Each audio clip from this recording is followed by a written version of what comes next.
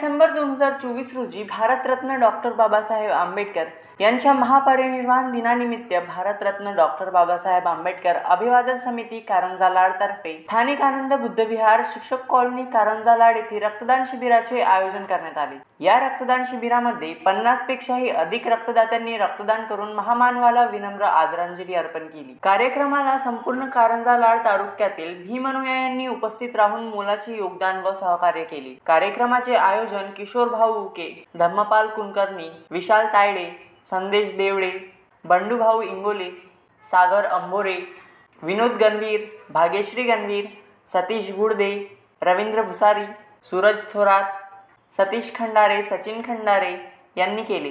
तसेच आनंद बुद्ध विहार शिक्षक कॉलनीचे अध्यक्ष संजय खाडे यांनी सुद्धा मोलाचे सहकार्य केले।